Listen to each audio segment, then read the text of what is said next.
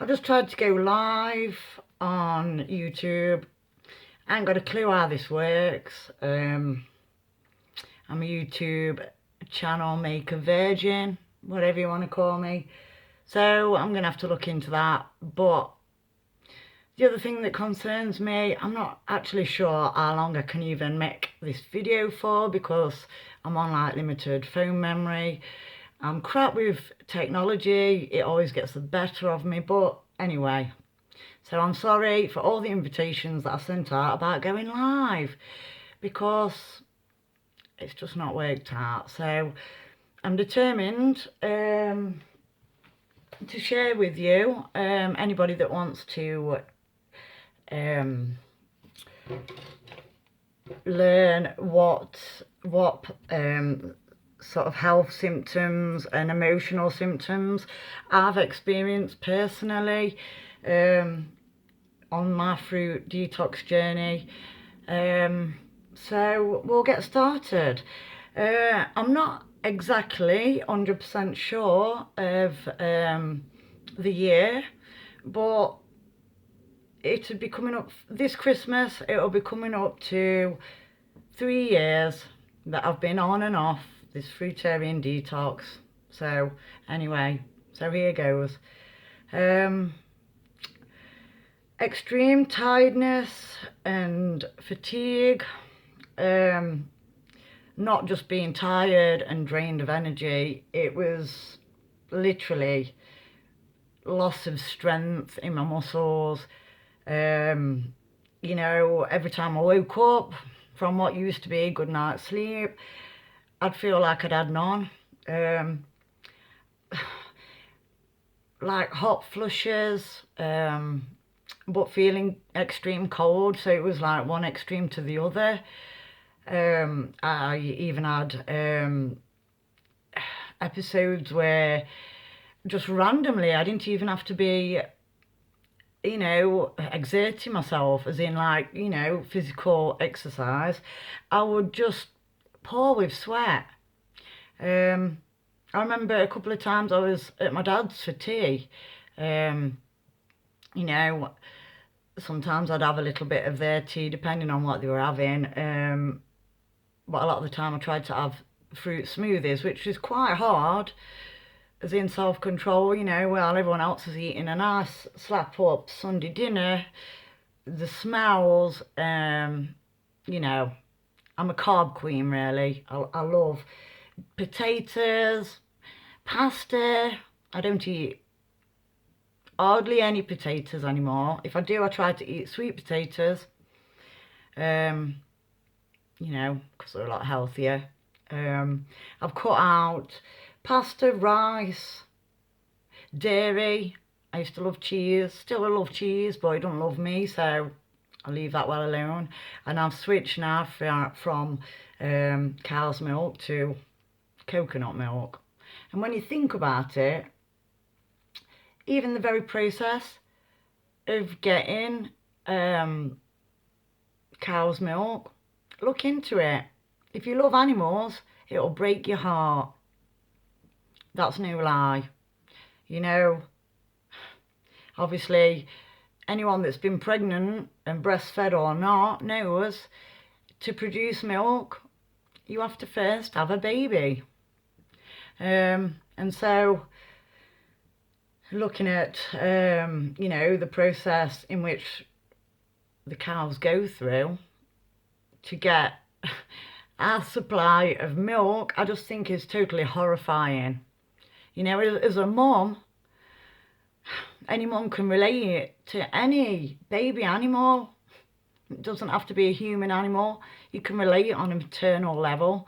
There was one documentary on YouTube I watched. I did try and share it to a lot of people, but I think, you know, a lot of people didn't want to see it, which is understandable. It's not something nice that you want to see, but, you know, the truth is.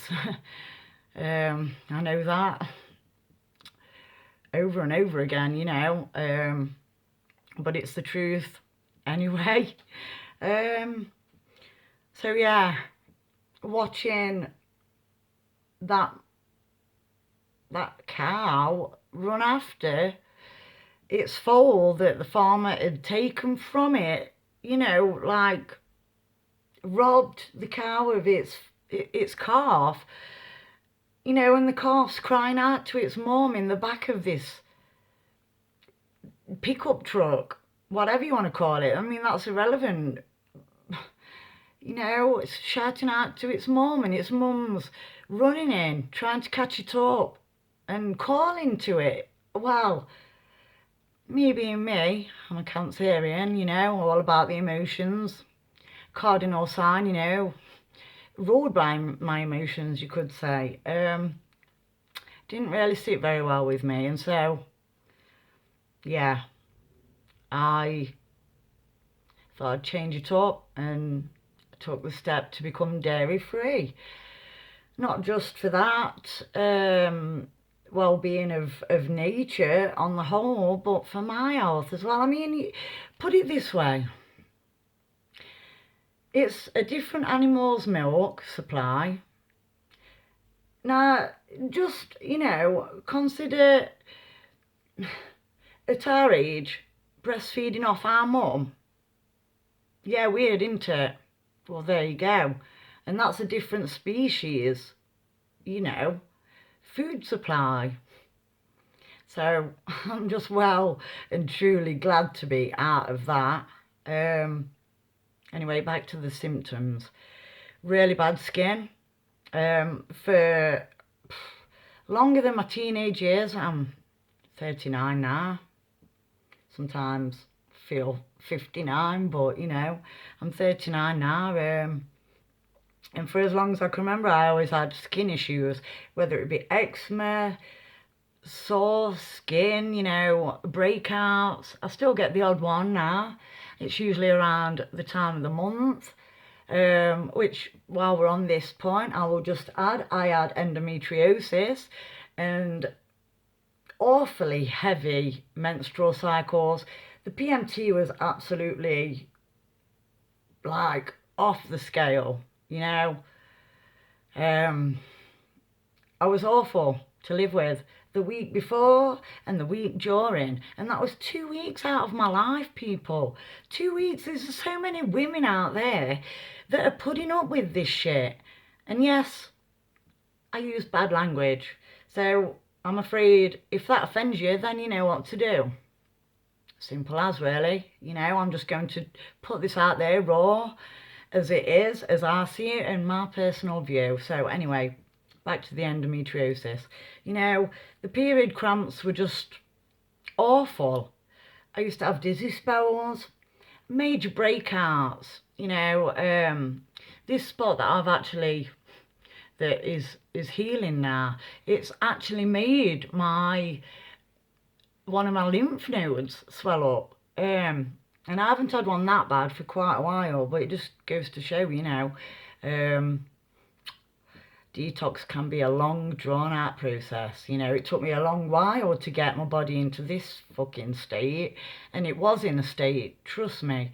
You know, I've got a receding hairline, you can't see at the minute, but I have actually got some, like, regrowth. Now, I do bleach my hair, which isn't great for your hair, but, you know, my hair wasn't great anyway. And, you know, it's a woman's prerogative and all that, but yeah. So I'm getting, like, regrowth back. My eyebrows were, like, nearly non-existent. You can't see great in this light. I don't even think if I put my light on, yeah, it's not going to help much. But they're actually growing back. My skin in general, compared to what it used to be, it's fantastic, and it's getting better all the time. That being said, if I do divert off the fruitarian diet and, let's say, I fall off the wagon and I have a cheese sandwich, and now I don't buy it, but, you know, if I'm at family or friends and they offer me a cheese sandwich, I fucking love food, you know. And if you can't enjoy food, what can you enjoy? You know, we have to eat food to stay alive. So, you know, but trust me, I pay for it after. In fact, while we're on the subject, I had gammon, 1 egg, and some chips at my dad's last Monday. And when I woke up the next day, well, this spot came out, and I'd also got another one here, like that quick. I'd got kidney ache, which, you know, a lot of people just think it's lower back ache, but me knowing what I know now, it gave me a kick in the kidneys, let's just put it like that, you know. Bacon, I fucking love bacon, there's no denying it, but it is the worst meat for you. Pigs eat everything and anything. Now, in themselves, they're clean animals, and I know this. I've worked with pigs. I used to work on a little children's farm, so I used to muck pigs out. I used to feed the pigs, you know, very intelligent animals. But the diet is questionable. Maybe not for them, but it is for me. And that's what this channel is about my own experience. That's the only experience I can speak from. I can't speak for anyone else, nor would I even try. No medical profession, but I'm a professional when it comes to how stuff that I put in my body makes me feel on a personal level. That's all this channel's about. I don't profess to be any expert or medical advisor. I'm not a dietitian. I'll go more into what I feel about a lot of people wearing white coats and doctors, probably in another video, you know. But if anyone out there gets offended by what I'm going to say, if they've not had the shoes on and walked that path, and they try to say to me, because I've had it off family, you know, go to the doctor, go to the doctor. Well, I'm sorry, people. All your doctor will do is give you immunosuppressants. Now, there's a clue in the word, suppressant. What does that do? Well, basically, you're shoving down and squashing down and silencing your immune system. And what I have learned on this journey is all the doctors and, you know, in hospitals, all they seem to witter on about is blood test this and blood test that. And I'll tell you something now. Do you feed your baby the same way it poos out? No, exactly. Right? And so you don't mix the two. And so you have, you know, you know, blood vessels and arteries that feed your body, you know. We all know that. It doesn't take, you know, a genius to work that out. And so why don't they then cover the lymphatic system? Because your lymphatic system, if you want to study it, if there's plenty of channels, I'll recommend one channel in particular. This man saved my life. Dr. Robert Morse, ND. I've also brought his book, The Fruit Detox. And I'll do a video about that at another time. If people would like to know about that, I'm happy to do one about that. But anyway, back to the point I was making. So your lymphatic system is the way that your body cleans the shit out, the waste, for your whole body, right? Your endocrine system. And so I was diagnosed not officially with lupus, but autoimmune. I did my own studying, and I don't need anybody to tell me what disease, you know, it is. The symptoms that I was feeling, that were plain to see on the outside, some of them anyway. You know, that's all I needed to know and feel. And also, the proof in the pudding is in the eating, so they say, you know. And I'm a firm believer in that, because the fruit, seriously, like, words just don't cut it. But you know, your lymphatic system is your body's toilet and sewer system. I had, from being a teenager, or even before that, as long as I can remember, I had swollen lymph nodes. Went to the doctor several times. All I got told was, because I had a cat at the time, that it was cat scratch fever, or something to do with owning a cat. Bollocks. They don't even know. And they don't know because, why? Because they don't make money in curing people. Brothers and sisters. You know, they get a lot of money by dishing out prescription medication. It's a sad